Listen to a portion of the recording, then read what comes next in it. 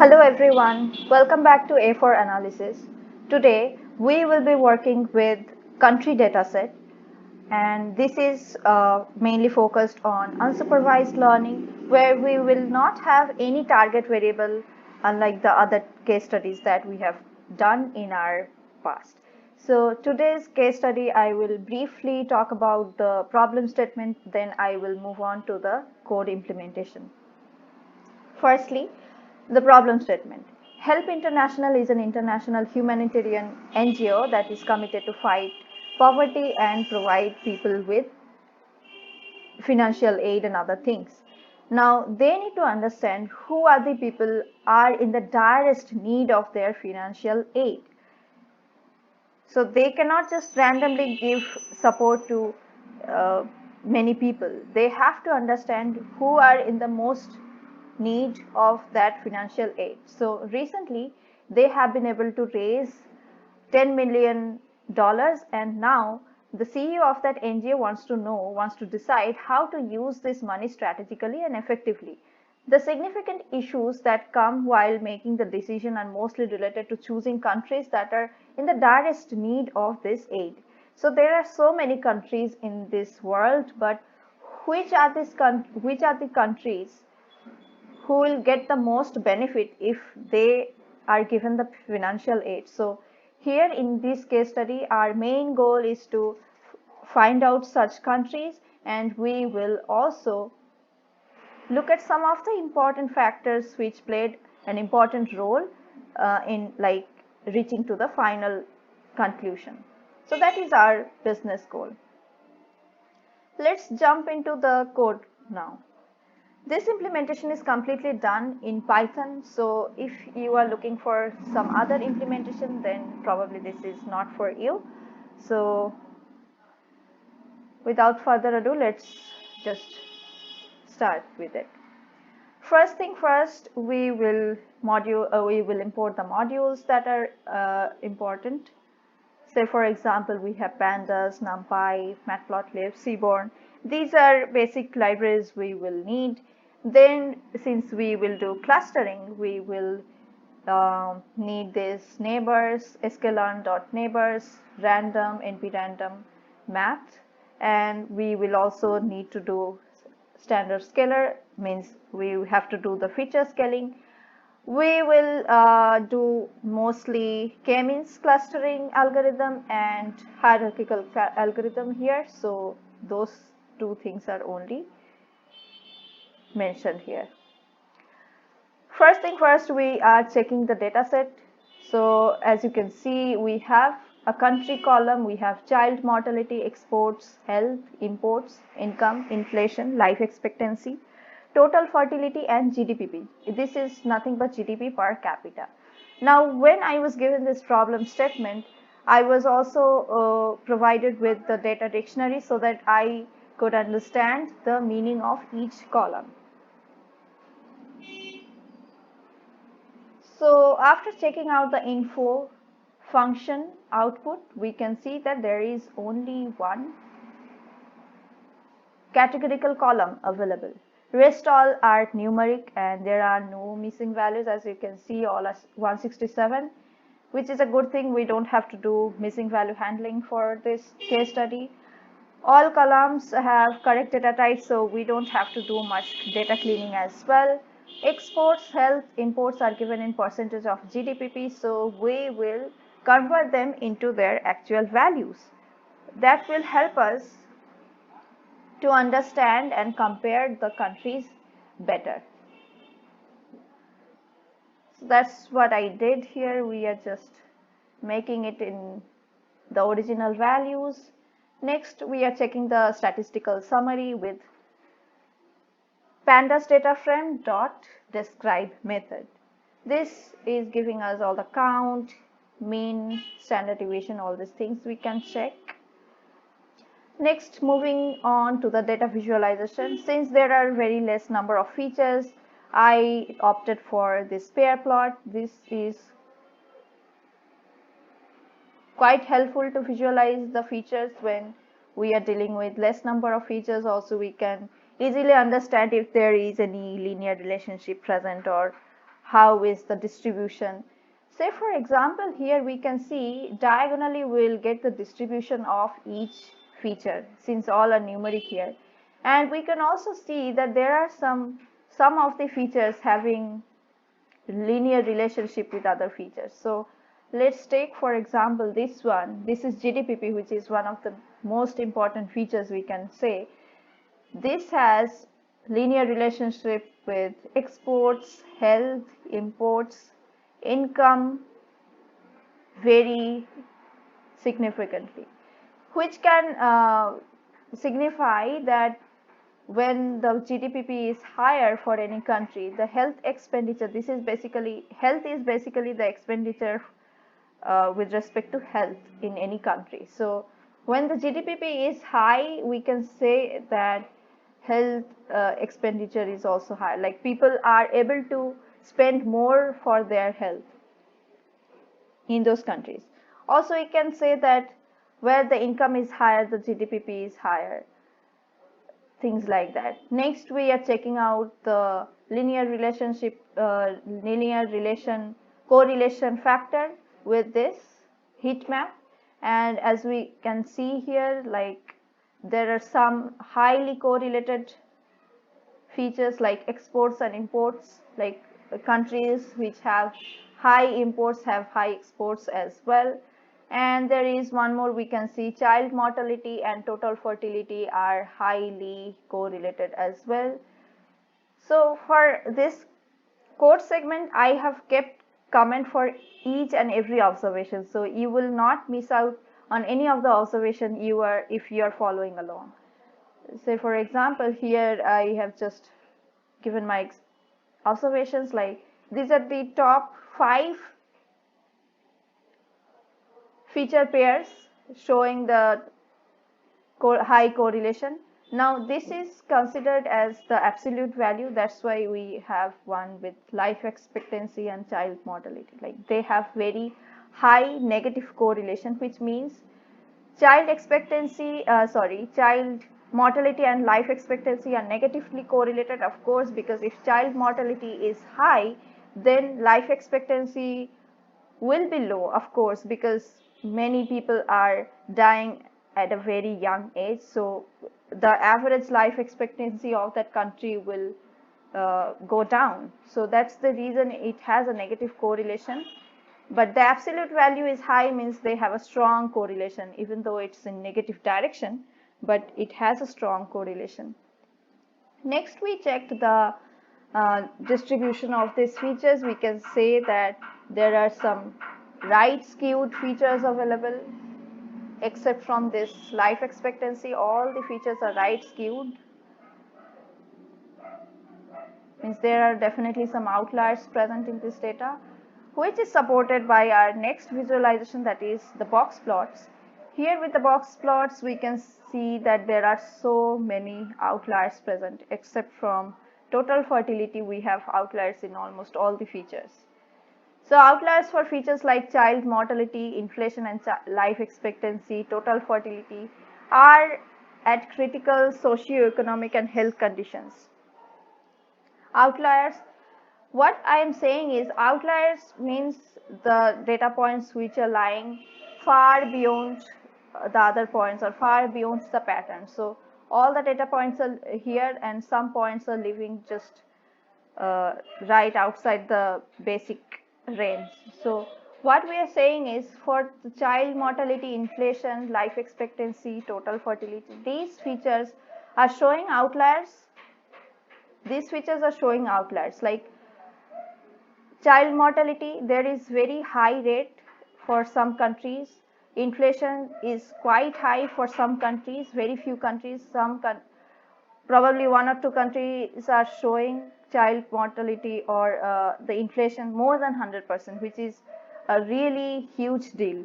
So these are the countries actually coming from the critical socio-economic and health conditions. So these are not just any normal countries. From this only we can understand, like probably these are the countries which should get the financial aid, like they are in the worst condition. Then we have outliers for exports, imports and health, income, GDPP.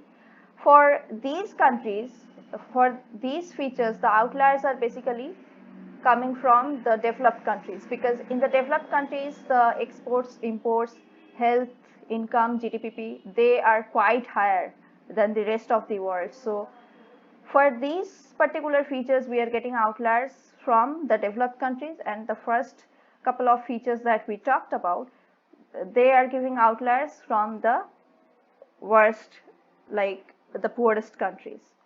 Next, we are dealing with the outliers. We are basically getting rid of some of the things. We getting rid of, in this sense, we will not get rid of the countries, but we will just cap the values and floor the values so that we don't lose much of information, but we are still able to cluster the data well.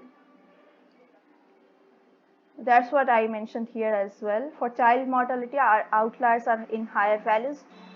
Not keep capping this feature, because this is one of the most important thing. This will tell us which of the countries are in the worst condition. So we should not like do anything in that feature. We should not really tamper that feature. GDP and income do not have outliers in lower range. So since we are most interested in the countries who are the poorest, who are in the most backward condition with respect to socio-economic and health, so here, since GDP and income is not showing any outliers for those countries, we can safely get rid of the outliers, because these are only for the developed countries. So we are not concerned if some of the developed countries are skipped to get rid of the outliers.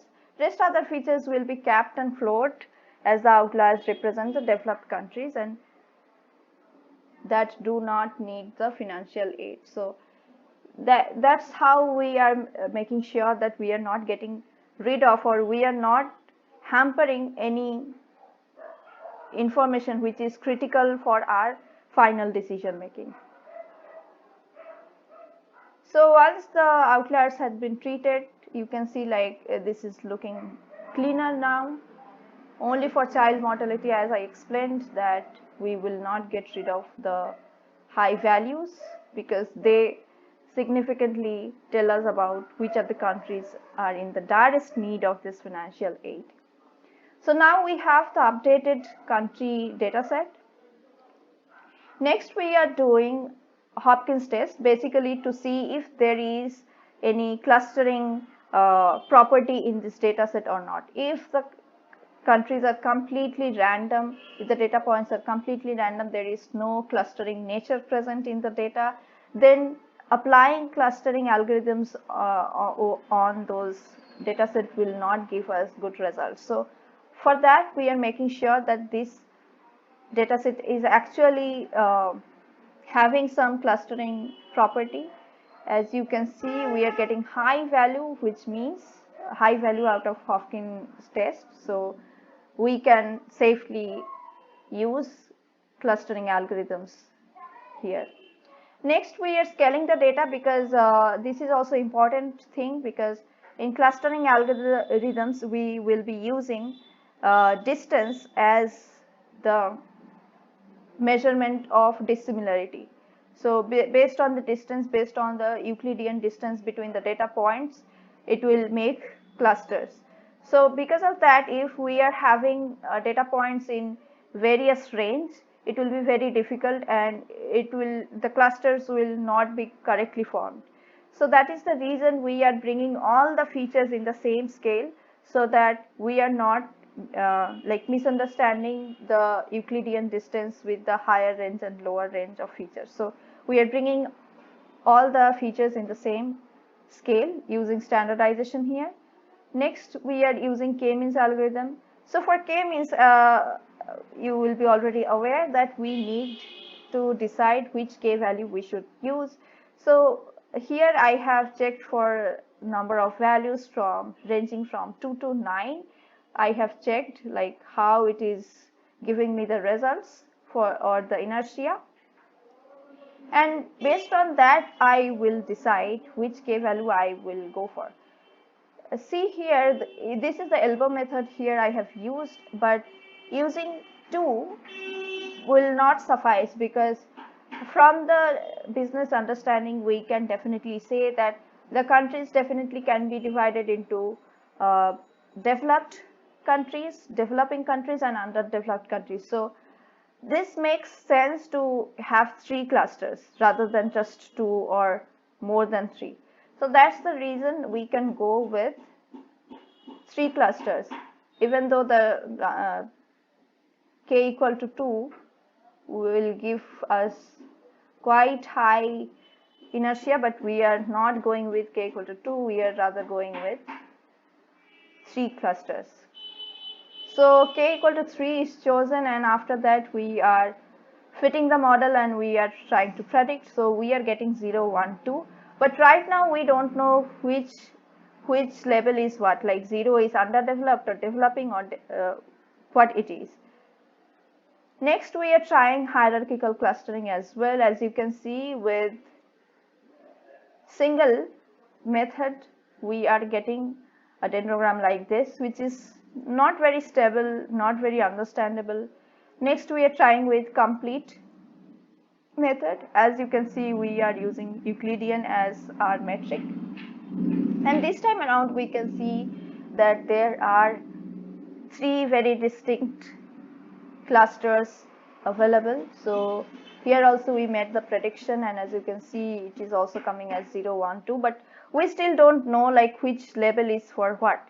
And this is not necessary that both of the algorithms that we used will have 0 for the same cluster, or 0 for underdeveloped, or 0 for developed, or 0 for developing countries.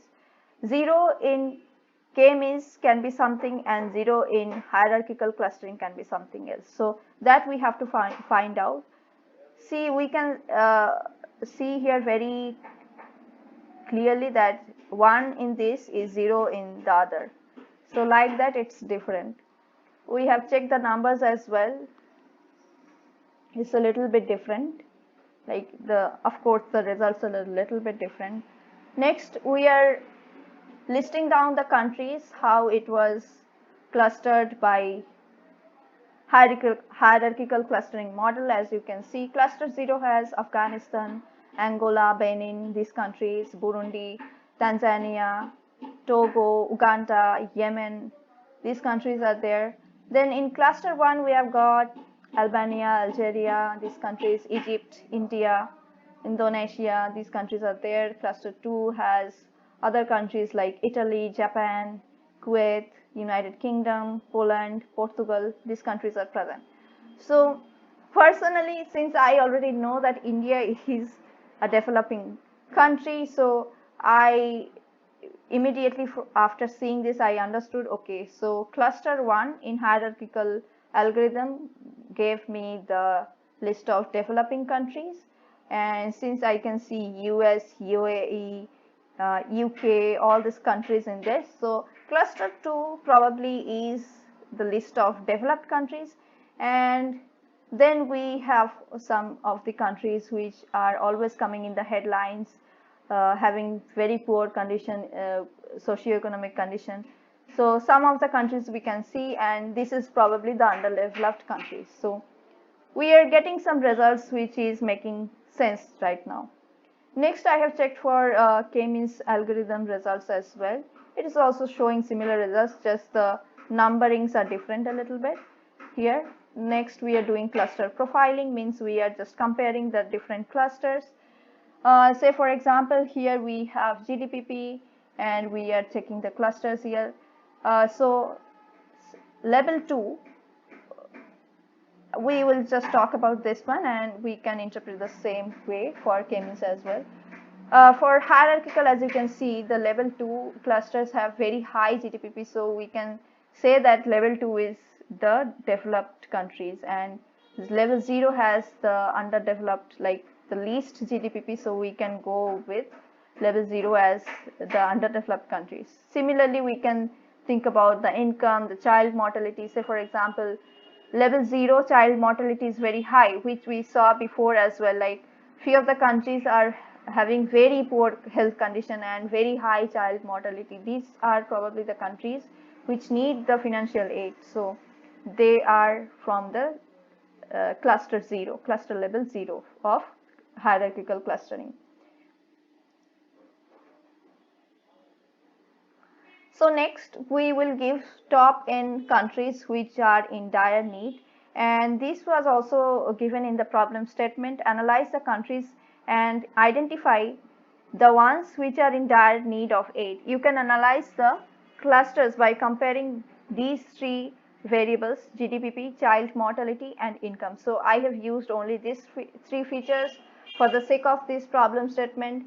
If you are trying this out, you can try with different features as well. It's completely fine, as you need to perform visualization of the clusters that have been formed. You can do this by choosing any of the two variables mentioned above on XY axis and plotting a scatter plot, like basically how we should do it. There is suggestion for that. So GDP, child mortality and income we have used here. Say for this one, GDP is for this darker shade of, I think this is purple, I hope so. So this darker shade of purple, as you can see, the GDP is higher and child mortality is lower, which makes complete sense. Like for the developed countries, of course, the GDP is very high, as we saw in the outlier detection as well. And for those countries, child mortality rate is quite low because they have very good health condition in those countries. Similarly, we can say for income as well.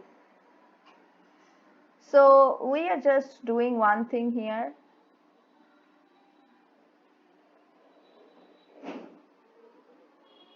That's what I explained here as well.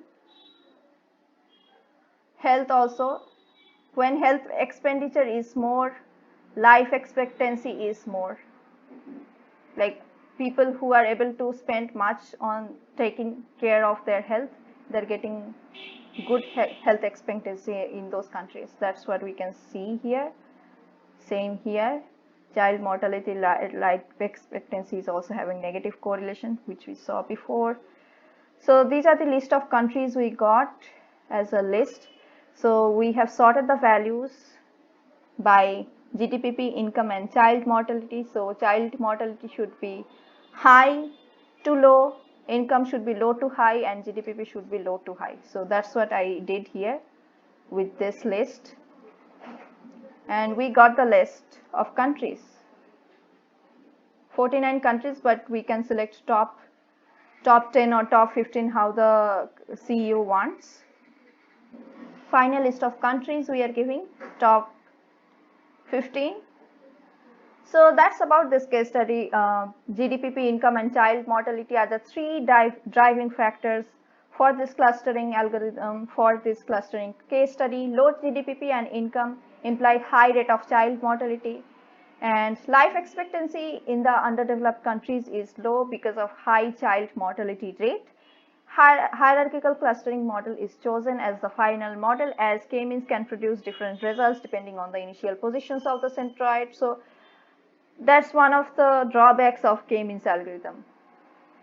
Also for k-means, we need to decide on the number of clusters, but in hierarchical, we'll get a good visualization, and based on that, we can decide. In hierarchical model, the dendrogram has better interpretability than the k-means, also does not need the number of clusters to be specified before. So that's why we went ahead with the hierarchical clustering model as the final model, and these are the top 15 countries that are in the direst need of this financial aid, like Burundi, Liberia, Congo, Sierra Leone. There are many countries. And I recently watched this news which made complete sense. This was for Madagascar, and in this case study as well, if you take a close look, you will find Madagascar here. So this was the news which told us, like, basically people are eating sands because they don't have any other food, like nothing else to eat, so they are eating sands in this country. And In our case study also, we found out that Madagascar is coming in the top list of countries which are in the direst need of this financial aid. So yeah, that's it for this case study, guys. If you like this video, please give it a thumbs up and make sure to subscribe this channel and enable your notifications so that every time I upload a new video, you get notified. So that's it for today, guys. Hope to meet you soon. Bye.